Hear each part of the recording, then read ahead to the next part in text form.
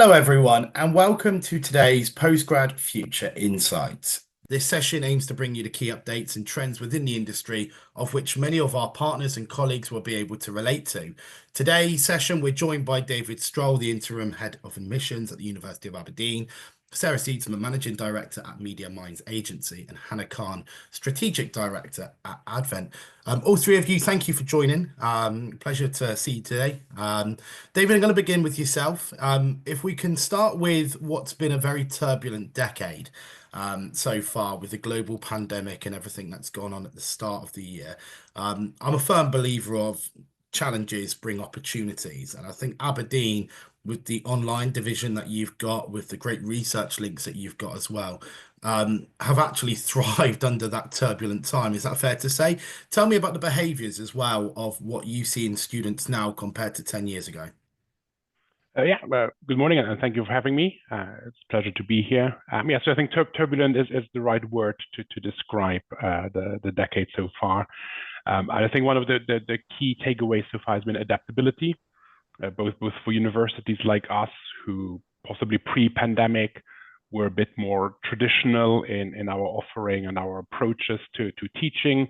Obviously, we had to adapt to like online learning, new use of technologies, and we sort of carried that forward. So especially at the postgraduate level, we're seeing more and more interest in not just the traditional on-campus full-time master's experience, but more of an online bite-sized learning that people can fit around their day-to-day, their job, their other commitments. So certainly for us, each program we now have, where our new programs that come online, we make sure that they come online in both senses of us offering a degree on campus, but then there's also always a discussion around, can this degree be offered as an online version? And then specifically also, can it be offered in such a way that you don't have to commit to the full degree right from the start, but can do sort of a bite size, start off on a PG cert, move on to PG dip, move on to the full masters as your circumstances allow, or maybe dip your toes in the water, take one or two courses, and then if you're ready, expand onto the full masters maybe. So that's sort of adaptability and the flexibility. But it's been interesting because back in the 70s, we did sort of pioneering work in online learning via sort of recorded lectures. It's almost like going slightly back to something we did a long time ago and then sort of abandoned for a while. And now we're sort of back, making sure we're sort of offering what people are looking for. Yeah, I think one of the biggest changes post-pandemic, certainly that we've seen at Postgrad, is, like you said, then flexibility. And I think that what so many people need to remember, students need to remember, is that although they're going on campus to do a lot of studying, and yes, you do have to move there sometimes, and it can be stressful.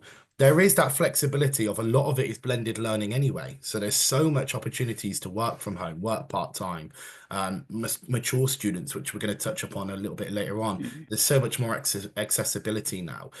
Thank you, David. Sarah, just keeping on that kind of topic and theme, because obviously you work with multiple universities across the UK in particular, and Ireland, might I add. There has definitely been a shift in terms of international students looking to come to the UK over the last, I would say, 12 to 24 months post-pandemic, just simply because of us being the heartbeat of education and the US of the world, really. Are you seeing a huge amount of international students still coming to the UK? And how does it differ now to how it did maybe before the pandemic in terms of how you recruit the students? Okay, so sort of two questions there. Yeah. The international student interest, that's a very dynamic area because, of course, there's so much going on geopolitically and economically that on the one hand, we do see a lot of search interest in coming to the UK. Whether that search interest translates into actual enrolments is a different matter. Because whilst the UK, as you said, has been a very attractive education market, changes such as the visa requirements have had a significant impact on many, many international candidates who can no longer bring family with them. So we've seen that a lot of interest doesn't necessarily translate to enrolments. And of course, we've all watched over the last couple of years the significant decline in the EU student numbers. And if you consider that to be part of your international market, that's almost completely disappeared for many, many institutions. So other global markets have opened up, are considering the UK, but I don't think you can take any sort of data for granted because everything keeps changing. So, you know, Australia changed their caps on international students, then someone else opens up. And so it's very variable. We are seeing strong interest, but we don't always see that it translates to enrolments, I think is the first thing. So your second question was in terms of what's changed since the pandemic in terms of attracting postgraduate students, I think. So, you know, during the pandemic, as David's already mentioned, everything had to change very dramatically. Up until the pandemic, in-person recruitment through events was a very key part of attracting candidates so they could get a feel for the institution, the campus, taster lectures, whatever. That had to stop overnight. Then, as you said, we've all got used to a hybrid world that we live and work in. So whilst events have come back and do play a key role, and campus events, it's a lot harder to persuade candidates to turn up at in-person events when for their own convenience they could dial in. And then again, if they're dialing into a webinar event, maybe I just get the recording afterwards so I don't even show up for that. So, you know, there's a real shift in the different factors. It's not necessarily pandemic related at all, but what we've also seen in the last 5 years are, of course, a lot of changes in the digital landscape for advertising and marketing, which have a real impact on how you can reach out and attract your target audiences. A lot of changes to data and how data can be used, privacy regulations, the EU Services Act, which reduces the targeting available. So staying abreast of all the digital platforms, what they do offer, what they don't offer, is an ongoing challenge and change in recent years. And then, of course, I think we've seen a bit of a cycle, particularly in the UK. During the pandemic, budgets had to be cut because, of course, revenues dropped with student numbers dropping. Post-pandemic, there was quite a wave of investment in marketing of let's get student numbers back up, we're reopen. And now, of course, that cycle's flipped the other way. The sector is in a lot of trouble and a lot of budgets have been cut quite significantly. And, you know, that's the foundation of what sort of postgraduate recruitment can you do with the budget you've got available. And that's been a big shift in the last year, is stretching the pound or the dollar or the euro to go a lot further than you've had. Yeah, absolutely. And I think, Sarah, I think what you say there is spot on because in particular in the UK, there's been a lot of negative press over the last 12 months. I won't name the universities, but there's been a couple of universities that have been in the press unfairly, I believe, for those that are losing jobs and, you know, they're having to cut in certain areas. And, you know, they're not just in England, they're in Wales and Scotland as well. So I think if you're from the UK, it can have a very negative feel about perhaps studying at university now, which it shouldn't have, which those international students don't get, I think, which is nice to see in here because it means that they're coming in quite innocent. They don't need to worry about anything. But I think that could be a factor as to why domestic numbers and European numbers in particular, but domestic numbers are down, is because everyone has a different choice now. And actually, there's a lot of negative press around it. Hanna, if I can invite you on at this point, because I think Sarah made a good point of mentioning there about how certain events are in decline in terms of, you know, you've got your traditional fairs and things like that that people attend and they can go and do webinars now. But Advent have Access MBA one-to-one events and Access Masters, which are very unique in the sense that they're all one-to-one. And they take you on that journey. So can you tell us more about that and what that means for a student if they do go on and want to find out more info? Absolutely, absolutely, Gareth. Just a bit of background in case you know, Advent is new to some people. We are a company that's been around for 20 years. We're founded in Paris, so we've got quite a European hub. We've got offices now in Sofia in Bulgaria, which has now become the head office. but also offices in Montreal, in Kuala Lumpur, and in the UK. So a very global company, and our outlook is obviously very global as well. The events that we organise, they are very much these pre-scheduled one-to-one events, and the whole purpose of that is, and you mentioned this earlier, Gareth, is that because some of the candidates that we're working with, for instance, MBA candidates, are working professionals. And so their needs are quite different, to say somebody looking for an undergraduate program. They're looking for a more in-depth, detailed conversation. They want to meet with admissions directors, and they want to have a conversation where then they walk away with all their questions answered. I think that's the benefit of sort of the event type that we organise. And whilst I agree with Sarah that we have definitely seen attrition in terms of the numbers of candidates that want to come to events, I think the big draw for us still remains the fact that somebody can come in and spend some quality time with an admissions director. Of course, you can do that online, but I don't know, you don't get that same touch and feel about it. So it is very much giving them that opportunity to spend quality time with an admissions director. And as I said, walk away with having all their questions answered. And I think, again, going back to Sarah's point, yes, you can do everything online, but I think that when you're spending sort of the amount of money that you might be spending for an MBA program, then you're doing a little bit more research and you're going a little bit more in depth in terms of what each school and program offers. Yeah, and also from an event perspective as well, if you are from South America or you are from Africa and you're attending an event within your respective countries, to be able to get that FaceTime with the university without Exactly. having to travel, without the stress of worry of it's a webinar. Can I really be reliant on that? Yes, webinars are fantastic and they've evolved, but webinars aren't face to face. Webinars, like you said, aren't touch and feel. They don't give you a true idea of exactly, will you love it here? Will you enjoy living there? Because that's a massive aspect that people don't factor in a lot of the time.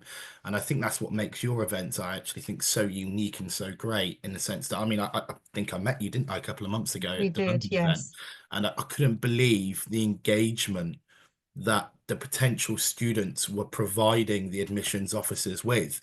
Yes. And some of the admissions people that I spoke to there were saying, we haven't spoken to many people, but the people we spoke to, we genuinely feel will register and apply for a course, which is amazing. And that's what you want. So thank you for that, Hannah. David, question back to yourself. I want to focus on Scotland for the moment, because Scotland, in terms of PG recruitment, in terms of traffic, what we're seeing on our website is very strong at the moment.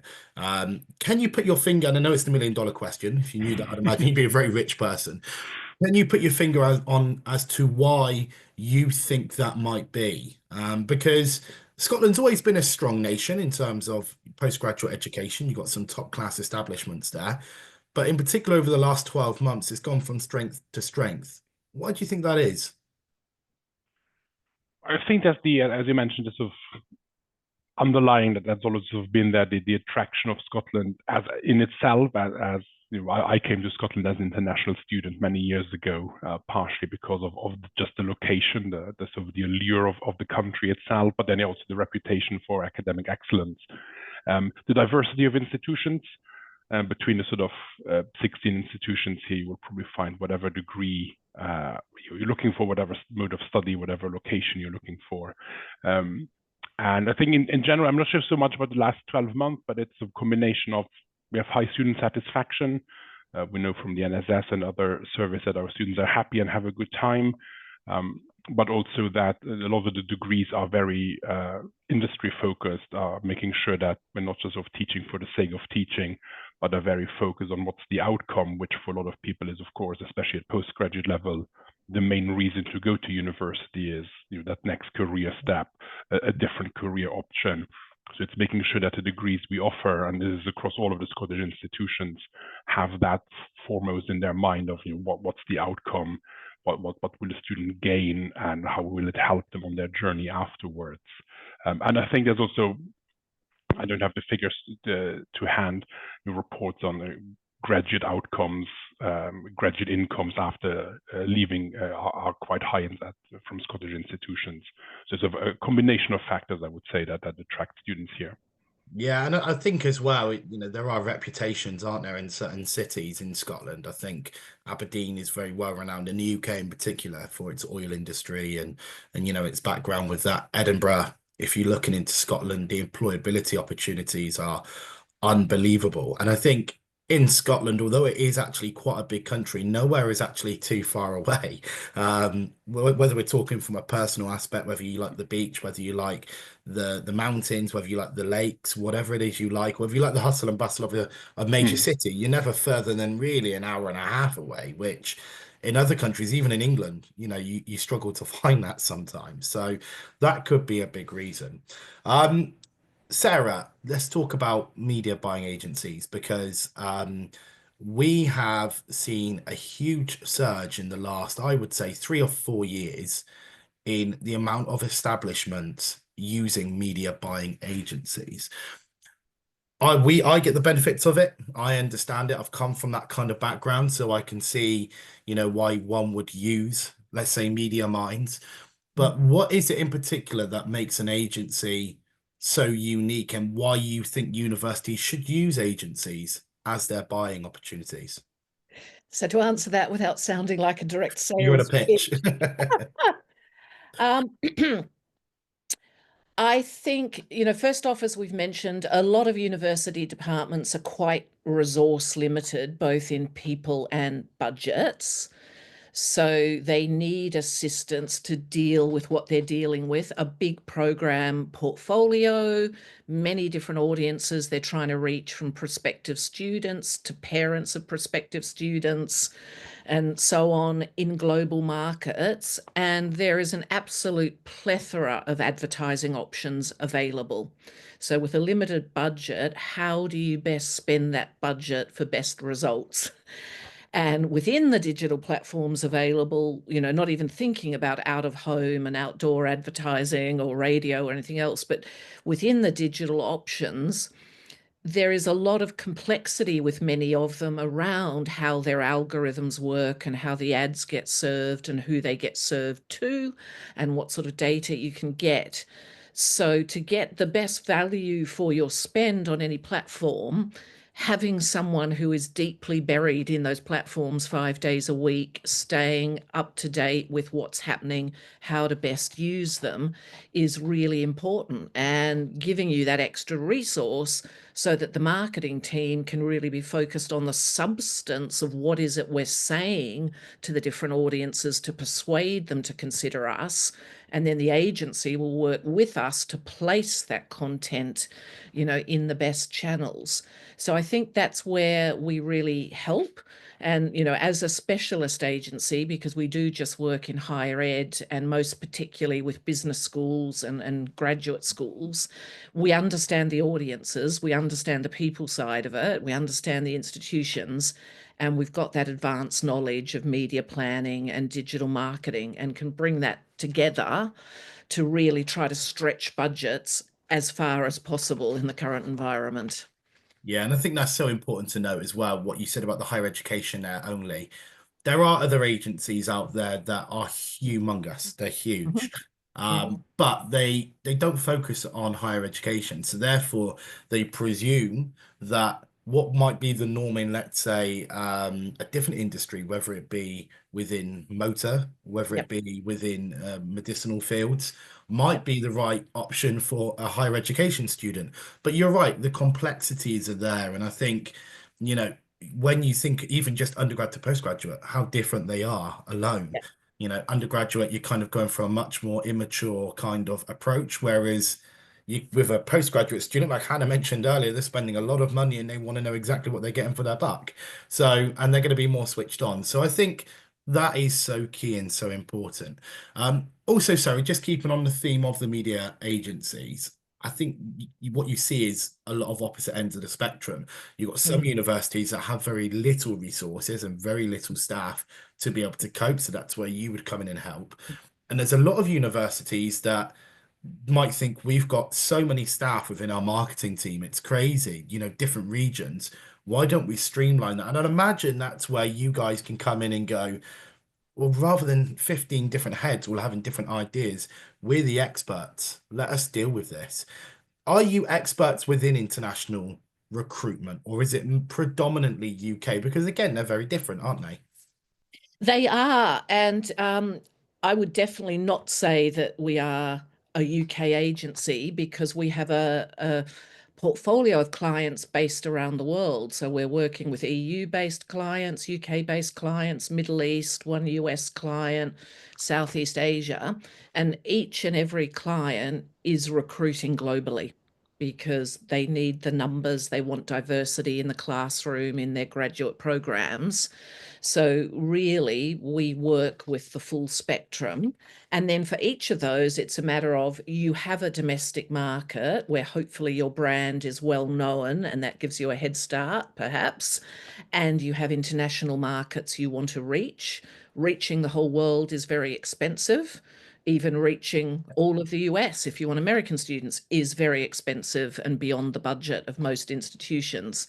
So that's where we're the objective expert to say, who do you want to reach for the diversity of each program, and how can we help you do that, and separate approaches for domestic markets and international. Superb, thank you. Hanna, I'd like to come to you at this point. We mentioned it very earlier on about the increase in mature students, which we're seeing at postgraduate level. One of the things that struck me when I went to the Access MBA event in London was what I would class as the demographic of student. Typically, people think students, but even postgraduate students, as a stereotype, 24, 25 years of age, no commitments, no nothing, no stress. It was the total opposite. You know, a lot of these students that we saw, potential students, were not only, you know, from outside of London, so prepared to travel, but they were also in their 30s and 40s, perhaps at different stages of their careers and their lives with families. How important is that for a student to remember that no matter how old you are now, no matter how experienced or inexperienced you are, there is an opportunity for you? Well, I'm going to say very important, Gareth. I think the thing to keep in mind is that London is an ecosystem of its own. So the sort of the people that we see in London are very specific to London. It's a huge transient market. Lots of people come to London to work or to study, and then they stay here for a little bit longer than planned. And currently, with sort of some of the upheaval we're seeing in terms of the job market, you know, they'll be thinking about their next career move, and perhaps they're finding that they haven't got the skills that they need in order to do that. And so therefore they may be, as you say, you know, not your typical candidate. A postgraduate student might not be in their early 20s, they may be in their 30s. And we also, alongside sort of the full-time MBA events we run an Ember event as well, where we're targeting those that want to stay in work and want to upskill. And we're seeing a huge increase, particularly in London, for that kind of program. And therefore, that's what you see, and that's what you perhaps saw when you came to our London event, is kind of that people coming from all different spectrums, because they're looking at how they can upskill and be more competitive in the job market. Absolutely. And from a business school, just before we do wrap up, from a business school perspective, Hanna, if one is interested in finding out more and attending one of these events, what can they expect? What is it from start to finish, what a business school can get from their investment? Because, you know, Sarah's on now. I'm sure Sarah will be really interested to find out exactly what it is that we've signed up. Great. What do we get? Do they get data? Do they find out more information about the student? Do they go from A to Z, all that way through the process, and get every single opportunity to talk to that student? Thank you, Gareth, for asking that question. I'm happy to just give you a bit more detail.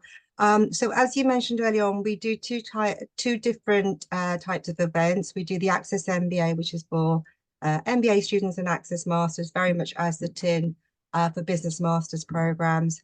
And what we are offering is the pre-scheduled meetings. So what we want somebody to do, whether it's the business school or the candidate, is to come to an event which is very much very fulfilling in terms of where they are in their education search.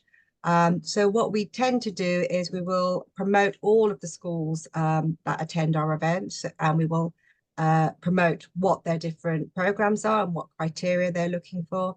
And then we will pre-match candidates. So when they're coming to an event, they're not in one of those big expos where you have thousands of candidates walking around, perhaps picking up a brochure. These are candidates that have very specific requirements, and we pre-match them. So a business school will come in and have a schedule of meetings, and candidates will have the same. So the candidates can go around the room, and if you were in London that evening, you would have seen that they've got the choice between someone like Imperial and City and Oxford, and then they can also choose international options like NYU or Babson or other international options. So it's a real one-stop shop for a candidate. Come in, talk to as many schools as you possibly can on the evening, and then hopefully walk away with kind of a clearer picture of what it is you're after.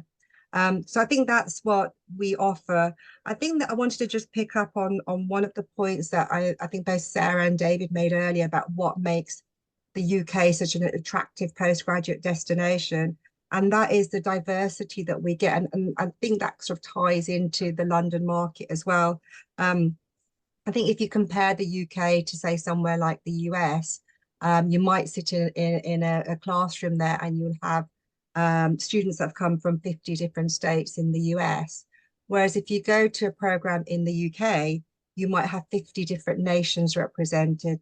And I think that is the key to why the UK remains such a popular postgraduate destination.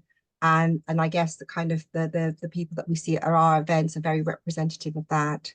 Yeah, and I think you hit the nail on the head there. I think we got David here from Aberdeen, who's one of the most northern universities in the UK, all the way down to where I was at in Plymouth, as far as southwest as you can possibly go. And again, even if they're not what you would class as typically international orientated cities, cosmopolitan cities, international students still thrive there, and there's still loads of international opportunities. So thank you for that, Hannah, David and Sarah. It's been a fantastic session.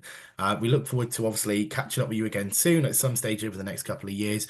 If anyone has any questions, if you want to sign up for one of the Access Masters or MBA events, please reach out to Hannah. You can reach out to myself, Gareth, at postgradsolutions.com. If you want to find out more about Media Minds Agency, I'm sure Sarah won't mind me saying, it's a great media buying agency. There's many agencies that you could look at as well as Media Minds if you weren't sure, but feel free to pick our brains. And of course, David, thank you for your time from Aberdeen's perspective as well. We wish you the best for September enrollment and potentially as the year goes on as well into January 2026. But for now, thank you very much. And we look forward to seeing you again soon. Take care. Thank you. Thank you, Gareth. Bye. Thank you.